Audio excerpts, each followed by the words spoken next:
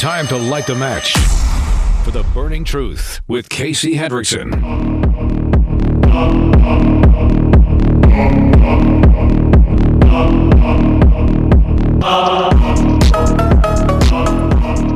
And good afternoon. Thank you for tuning into The Burning Truth. I am your host, Casey Hendrickson. I want to thank all 6 affiliates for hanging out with us today. Also for those online on rumble.com/Casey the host. I'm very happy I was able to finally get the number. And I had Marlin Stutzman's number in my old phone, transferred phones, and for some reason his didn't kick over. So Congressman and Congressman-elect, I guess I just call you Congressman, right? Because you are a congressman. I mean, sure, that works. You were there, and now you're going back in the 3rd District, man. Congratulations, seriously. Oh, thanks, Casey. I'm really, excited and honored to represent the 3rd District in Washington again, and I appreciate you having me on this afternoon. I'm looking forward to a lot of excitement over the next several months. It's already started, of course, with President Trump's nominations and all the new things that are happening. So it's really an exciting time. Yeah, I have been. I mean, obviously for my job, this is really good, but also just as somebody who genuinely likes Tulsi Gabbard, genuinely likes Matt Gaetz. I think those are good picks. I've been talking about RFK a lot today, more than I was planning on it, just because of what happened on CNN yesterday. But you're going to be in the House of Representatives again. Now, this changes things a bit from the typical election where you have a freshman congressman, because you've been there before. Now, during the primary, you and I kind of talked about this when I interviewed you. But how important is it for the 3rd District that you, as their congressman, you're going in? I'm assuming you're not in the basement anymore, right? No. Actually, we just did our office selection today, and I took Greg Pence's Did you office really? as he's leaving. Yeah, so seniority does matter. Well, and that's good. And for those of you who don't know, there's a whole pecking order on which level you can be on and when your office is going to be and that sort of thing. And the basement is where all the noobs go, but you're not a noob. So how important is it for the people of the 3rd District that Marlin Stutzman steps in as their former rep, who's now their current rep? You're not in the basement anymore. You have immediate experience. You have immediate influence. What can they expect from you committee-wise or any of that? Do you know any of that yet? We don't know exactly committee assignments, but I do know that I have an interest in a couple of committees that will be very beneficial to Indiana as a whole. Both Greg Pence and Larry Bouchon, who have retired, were on the Energy and Commerce Committee, so there's several openings there. There's also openings on the Budget Committee, which I have a deep interest in as well, since we all know that the budget in Washington is a complete disaster, and the amount of money that is being spent daily far exceeds how much money is being taken in, and so the debt just continues to climb. And I was talking to Chairman Jody Arrington from Texas yesterday, and he has a firm grasp on how bad the problem is. And so now we'll have a president and a Senate that can work together to work at fixing our budgetary problems, but also, foreign affairs. The world is obviously much smaller today than ever before, but it's also more dangerous than ever before. But that, again, is where a president and commander-in-chief and Donald Trump will also be able to address those problems and make the world a safer place, because he's a strong leader. Now, the budget obviously is a huge thing. In fact, inflation and the economy are the first things that you listed on your campaign website. Obviously, you've got experience with that. Have you reached out to Congressman Rudy Yoakum, who's on the Budget Committee in the 2nd District of Indiana? Because that would be nice to have 2 Hoosiers there. Oh, absolutely. In fact, Rudy and I we're great friends. We talk almost every day. We've been in meetings together and making sure that Indiana is well represented and working together as a delegation, because that's one thing that really does matter in Congress, is that you have people that are of like mind working together. Numbers, it's a math problem, as you know, Casey, that you have to have the numbers. And when the Indiana delegation sticks together, when Rudy and Marlin Stutzman stick together, that's when we can make things happen, because more voices talking about a particular issue are going to bring more light to it, and then the leaders will be listening. But Rudy is doing a phenomenal job. I mean, he's well respected here. I can see that. It's been great for me to touch base with my old colleagues. Many of them that were elected in the 2010 class are gone. Many of them are, like Kristi Noem. She was in the 2010 class, governor of South Dakota, now moving over to the administration. Ron DeSantis was a good friend. He was elected in 2012. Of course, he's gone. But there's a lot of the 2010 members that are still here, and the folks that were elected even before that. But it's great to touch base with them. And that'll also be very beneficial, having the seniority in that time from 2010 to 2017, where I can go back and reestablish those relationships to really get things done. Now, budgetary-wise, obviously you've got DOJ, which God, I love that. But if they come in, and let's just say Vivek and Elon are effective, and they do what they've been talking about doing, one that should make your job a lot easier in the House when it comes to the purse. But there's always going to be legal battles. And now we're hearing the Democrats are going to set up a shadow government, right? Some resistance to everything, all Trump. We know that when Trump got elected in 2016, he immediately tried to fix elections. The attorneys general in blue states fought him on it.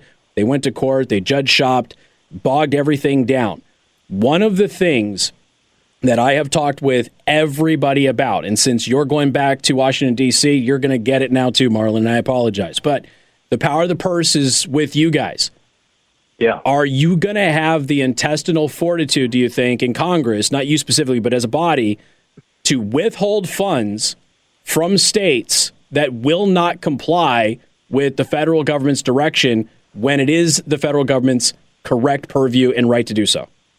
Yeah, no, I think so.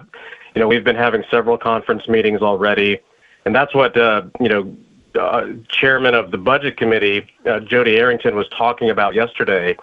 And it's one thing. I was here when Obama was president, and even though we had the House majority, we had the Senate majority for a couple of those years. When you don't have a partner in the White House that's willing to work with Congress, nothing gets done. And so at that point, your job is to hold the line. And I would even argue that Republicans didn't do the greatest job of holding the line because we cut military spending, but all the other spending that needs to be addressed was hardly touched when I was here before. And so now, we've got the trifecta, Trump leading, we've got the Senate, and of course the House. And Mike Johnson, I think, is going to be the difference maker because Paul Ryan back in 2017 is the Speaker of the House. We had the trifecta then. And there was, I saw it even as I was leaving in 2016, that Paul Ryan was disagreeing with President Trump even before Trump took office. Right. And that's why it was a failure. They didn't address the deficit because there was infighting there. And so now I truly believe most of the people that I haven't heard anybody as a naysayer say that, we need to do something different than Trump's agenda. I haven't heard that one bit. So everybody's on board the Trump train, and with the smart folks that he's bringing into his cabinet, and like you said, if the two leaders over at DOJ, Elon Musk, he was actually here earlier this week with President Trump and spoke to the conference. What he told us is that, he's going to find $2 trillion at least. And, that's what I think we really need is somebody who is smart, does the hard work, can figure out how to make these changes and then lead. Because I think many times we feel like the information we're getting is it's coming from all these different directions. But President Trump has such a great opportunity, and I don't think he'll fail the American people. Well, and then also being a good steward, let's just say he finds $2 trillion, okay? Being a good steward of what happens with that $2 trillion. Does it go back to the taxpayer? Is it something that's needed for a special project? Maybe actually improve our infrastructure like we paid for Europe to do after World War II. Those sorts of things are going to be those tough discussions as well. But I was looking at, when's the last time you were in Congress, Congressman? Was that in 2017? Well, I left at the end of 16. So, okay. Yeah, so 2017 was when Jim Banks took over the 3rd District. Okay, so you left at the end of 2016. So the interest payments on the U.S. debt for 2016 was $460 billion. We are over $1 trillion now. That's right. It has more than doubled since you were last in Congress. Yeah. And that wasn't that long ago. More than the military.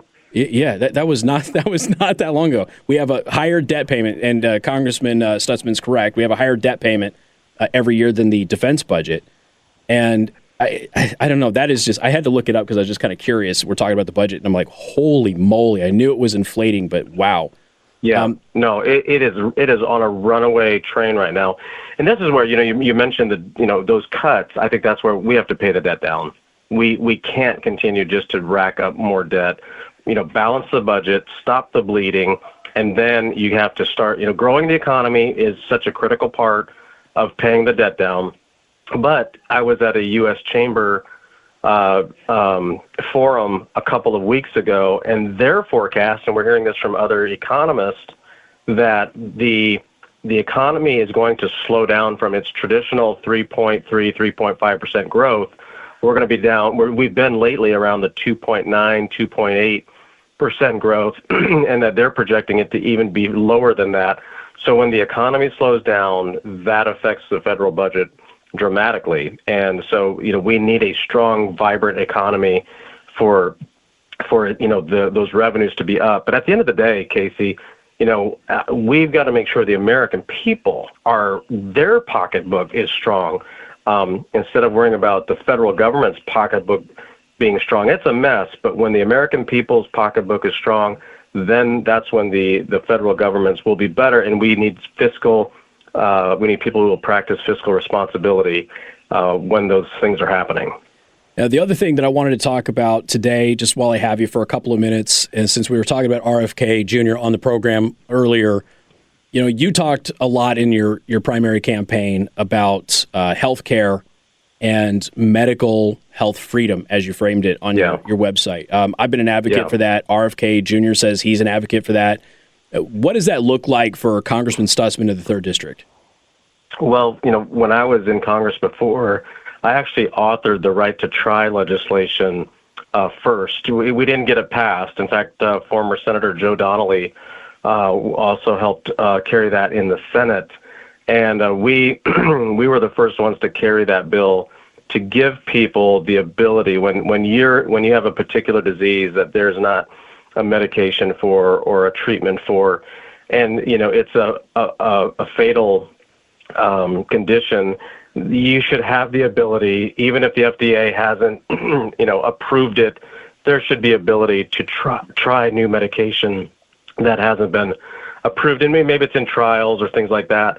But people should have those rights. And what we saw in that effort, which President Trump then signed into law to give Americans more freedom in healthcare, that was reversed after COVID hit, where people were forced to take a vaccine that hadn't been tested, and we weren't even given many of us, people lost their jobs because they didn't take the vaccine. Soldiers, in fact, one of the congressmen, Tom Barrett from Michigan, he ran for Congress because he refused to take the vaccine, and he was kicked out of the military. Yeah. And so there were people that had a conscious decision to make in that scenario. So to me, having healthcare freedom gives each of us the right and the ability to make choices what we feel is best for me as a person. Well, and the Indiana National Guard got hit really, really bad with the vaccine mandates, and I had meetings with National Guard soldiers, and they had audio tape of their chain of command admitting it was a violation of the UCMJ, but they were going to do it anyway. So hopefully there will be some restitution. I know that there's been some efforts to do that. There's been some progress, but I certainly hope that the new Congress will help those people out as well. But Congressman, thank you so much for the time. I'm looking forward to doing regular things with you like we have always done with Congressman Banks, and hope to still have him on the Senate side. It'd be great to have your voices. But congratulations for going back to the House of Representatives representing the 3rd District, and I think you're going to do a great job. Thank you, Casey. Hey, it's great to talk to you this afternoon. Appreciate you and your audience. Absolutely, man. It's always a pleasure. You take care. You too. All right, we got more coming up. You're tuned in to The Burning Truth. Pop quiz, because Morgan knows everything political. When was the last time the United States federal government passed a budget? Give me a guess. You're falling asleep over there. I'm trying to keep you awake. Give me a guess. Come on, give me a year. Let's go. Anything. Anything at all. Wasn't it not that long ago, or is this the one that just keeps getting passed down the... I'm talking about an actual budget. I'm not talking about a continuing resolution that we can spend money on. I'm talking about an actual annual budget passed by both houses and signed by the president. It's 2016. Close, 2019. Okay. But before then, it had also been a long time. So Trump came in and finally got one in 2019. And it was the Bipartisan Budget Act of 2019. So hopefully, we will actually get a budget. Continuing resolutions are trash. The Democrats will do everything they can to make them continuing resolutions and not be a budget, because the Democrats like using continuing resolutions to play politics at election time in order to demonize Republicans and get little pet projects funded and wasteful spending. And Republicans have got... There's a question on the live stream on Rumble. Is like, hey, can the Republicans actually come together, though, and do the work that the people need them to do? It's a valid question, because the last time that Republicans had both houses, they didn't. And it was, honestly, it wasn't the House of Representatives' fault. Yes, there were people in the houses, Congressman Stutzman had mentioned, like Paul Ryan, who were doing that. But your leadership in the House at the time was actively opposed to Trump. But the House would pass things that Trump would like. But on the Senate side of things, you just had these rebels and the Mavericks led by John McCain who just decided that they were going to go ahead and campaign on what Trump was promising. But then the moment they got their reelection solidified, they didn't just abandon the agenda altogether. So they did a lot of what he wanted to do, and then they just didn't do the other stuff. And a lot of the other stuff was the biggest promises. So Marlin feels that this Congress is going to be different because of the leadership that we have now. We talked with Congressman Banks, who's also the senator-elect for the state of Indiana, yesterday, and he feels that the Senate is going to be different now than it was back in the first 2 years of Trump's presidency. Ultimately, we aren't going to know until we actually get there. But there are different people in place. There is different leadership. Yes, some of that leadership is in the mold of the old leadership, but it is different leadership. And maybe that will ultimately be the change that we actually need to start getting this stuff taken care of. I hope so. I will believe it when I actually see it. Got more coming up. You're tuned in to The Burning Truth.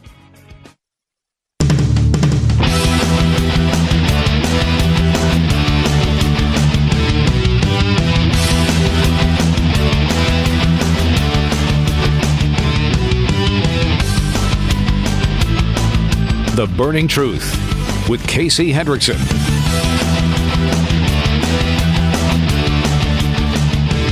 And good afternoon. Thank you for tuning into The Burning Truth. I am your host, Casey Hendrickson. Happy Friday, everybody.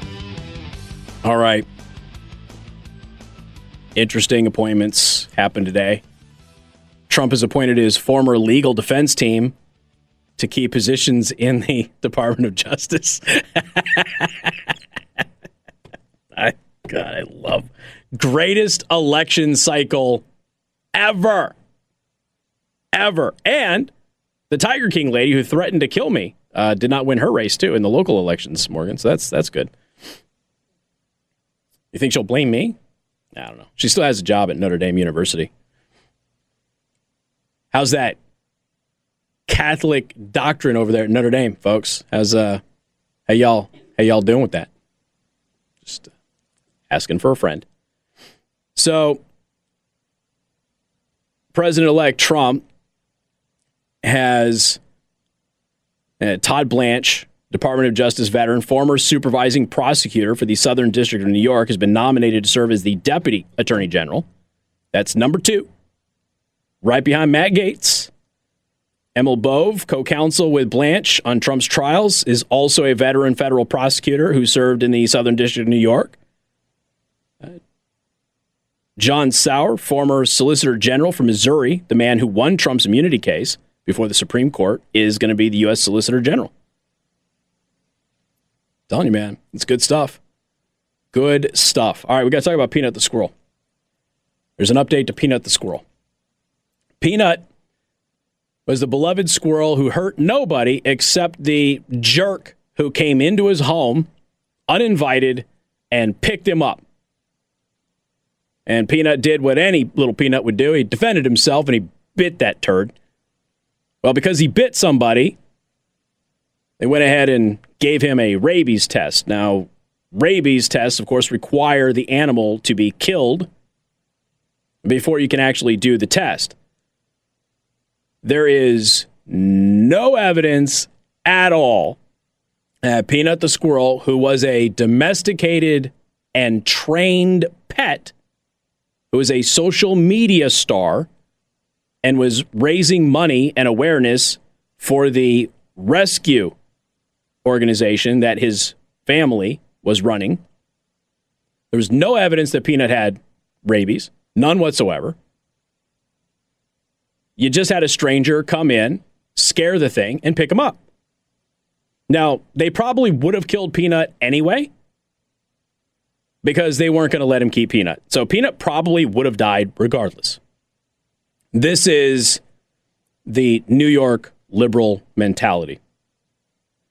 Well, we got the results.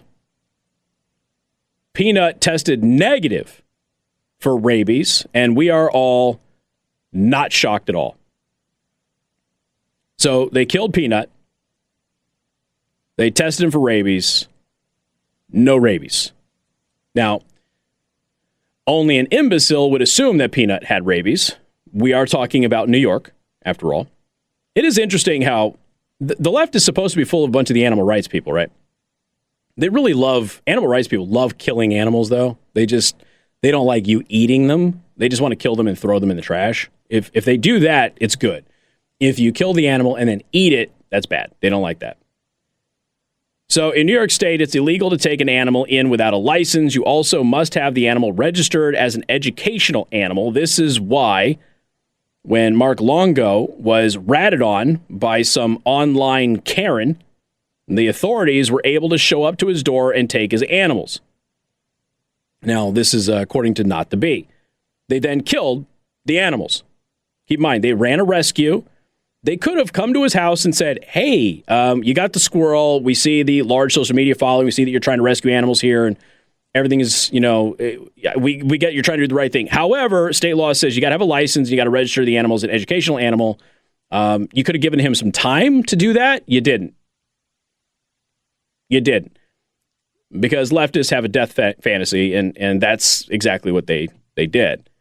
So Peanut gained tens of thousands of followers on Instagram, TikTok, and other platforms in the more than 7 years since he was taken in. Now, he was taken in as a pet because he was a baby and his mom got hit by a car in New York City. So his owner rescued him. And then eventually that turned into an actual rescue enterprise. Longo has said that he was in the process of filing the paperwork to get Peanut certified as an educational animal when he was seized. Longo on Tuesday said the negative test results were no surprise, and then he criticized the government's actions. Who do you think he voted for? Morgan, you think he went and voted for Joe Biden? Or Kamala Harris? Whoever. I don't know. Whatever. They're both dumb. Probably not. I'm willing to bet he's in New York. It's possible that he was going to vote for Kamala until this happened. And then he saw all of the liberals in New York being like, you can't have a squirrel. And then he's like, conservatives are defending me. And the crazy so-called animal rights people, they're the ones that are saying that I don't have a right to have a squirrel, and they're okay with the squirrel being killed, and the government getting a search warrant and devoting a ton of officers and resources to coming in and raiding my home for a damn squirrel. A squirrel that for 7 years had just been a social media star. It's no real big shocker to me, considering I lived with Peanut for 7.5 years and Fred, the raccoon, for 5 months. I'm not foaming at the mouth, he said. I knew the test results were going to be negative. So did everybody else, by the way, dude. We all knew. We all knew. So we can take solace in that Peanut is now, well, he's in the warm embrace of Harambe. And Harambe is probably rocking him to bed right now because it's Friday. Peanut's probably tired, Morgan. East Coast, it's dark outside, which sucks. Peanut's probably like, settle in for the winter. Harambe's going to keep me warm. But however, the case is actually getting bigger than that. So we got an update on the fact that he doesn't have rabies, which we all knew. You could tell. If you haven't seen any of the Peanut videos, like, go watch. Like, the squirrel was trained. Like, the squirrel would do tricks and hold signs and things like the squirrel was trained. It wasn't just some random squirrel, running around the house and crapping everywhere like some of you do with your stupid little dogs. I think I triggered a few people on that one. I know it for a fact because there's always somebody out there with a tiny little rat dog that poops all over the house. Oh, it's just a small little poop or a small little puddle of pee. No, it's not. Okay, there's an aggregate effect. Sorry, just getting tangent. So Supreme Court Justice Neil Gorsuch has actually referenced the case of Peanut the Squirrel as a classic example of government overreach. Well, son of a gun. They got a Supreme Court justice looking at this. So he was speaking at the Federalist Society, and he said, quote, "I've just seen too many cases like that. You have just the other day, some of you might have seen one in the newspaper, if the newspapers are to be believed." And he says, yes, I'm talking about Peanut the Squirrel. So you got a Supreme Court justice now looking at it and saying, hey, we got these cases of government overreach here. Peanut the Squirrel is a classic example of that. Well, it would be interesting to see what ends up happening here from this. I don't know if the owner is looking at pursuing any legal anything at this point, considering the squirrel was clearly docile, domesticated, and trained, and he was in the middle of filing the paperwork to register the squirrel as is required by the state. It's easy for you to not know that. I have known people, myself included, who have lived in many, many, many places that had no idea you had to register your dog. No clue. Just to live there. Had no idea that you had to do it. Like, that's a very common thing for people to not know. So my guess is, just a hunch, that some guy who rescued a baby squirrel one day because his mom got run over by a car probably didn't know that he had to register a squirrel as an educational animal. Would that cross your mind ever, Morgan? Probably not. It wouldn't cross my mind. Nope, there's a squirrel. Okay, it's domesticated. Whatever, it's just a squirrel. It keeps in the house, plays with its nuts and, runs around and hangs out with me and snuggles up and everything else. I wouldn't imagine that I would have to register the squirrel as an educational animal. But once he found out, he did. He was going through the process of it, and they snatched the squirrel anyway and killed it. I mean, really, Peanut the Squirrel, folks, is a metaphor for Kamala Harris and what would have been. We know that for a fact. We got more coming up. You're tuned in to The Burning Truth.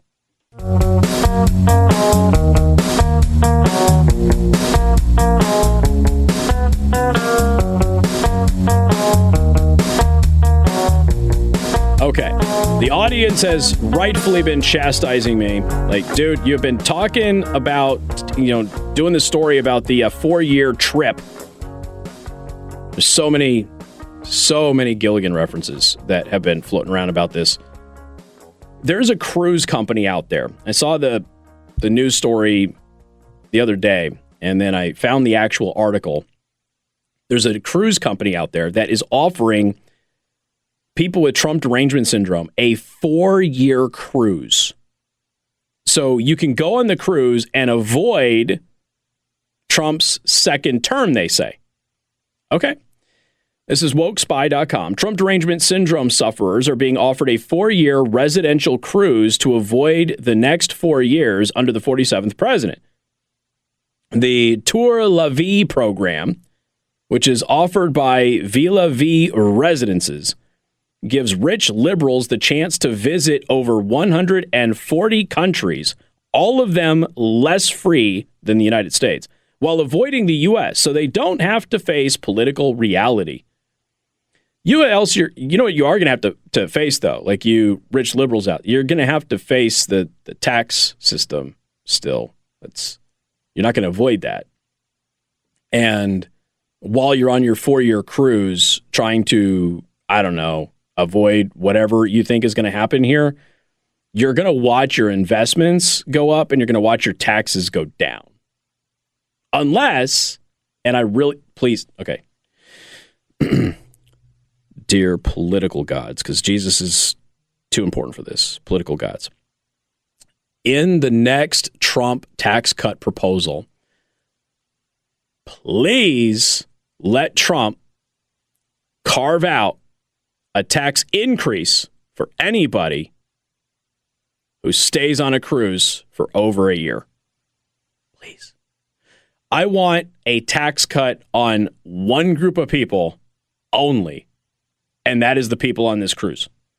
So they're the only ones in the entire world who will pay more in taxes than everybody else in the country. You know what I mean? But they're around the world in the, you know what I mean?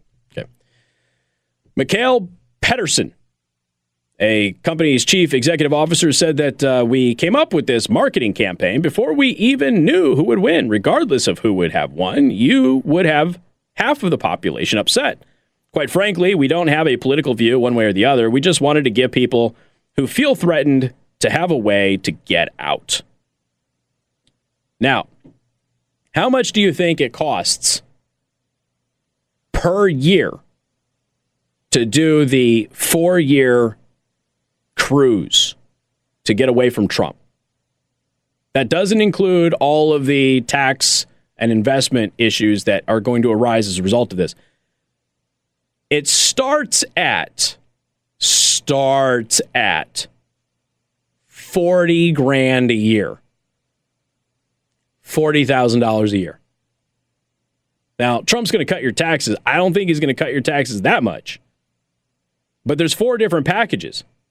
So you have the escape from reality for a year, the midterm selection for 2 years, everywhere but home for 3 years, and then the full experience to skip forward at 4 years. What happens if this administration, let's just say it won't happen, but let's just say that everything goes swimmingly well. Trump has done so good with his appointments that his entire agenda is pushed through. Congress does what it's supposed to do on both houses. There isn't the lasting, lingering judicial activism from the left that we typically get. Things actually get done. And it's so flipping popular that J.D. Vance now becomes the nominee with vice presidential running mate Ron DeSantis in 2028. Good chance that the people who are gone for 4 years probably are going to want to be gone even longer, because if that were to happen, I'm not so sure a Democrat can win that thing. So the skip forward option costs you $256,000 for one person. $320,000 for 2 people, according to the company's website. $80,000 for the 1-year cruise for a single person, or $50,000 per person if there's more than one person. So if you take your diddle buddy with you, it'll be $50,000 each instead of $80,000 each. So a lot of people will be rooming and boarding. Hey, that's another thing too. Hey, what happens if you're on this cruise for, even the year option? What happens if you're on the cruise for the year option, you're 3 months into the 12-month cruise, and you break up? And it's sold out. Who gets the room, and who has to come back to brand new MAGA America?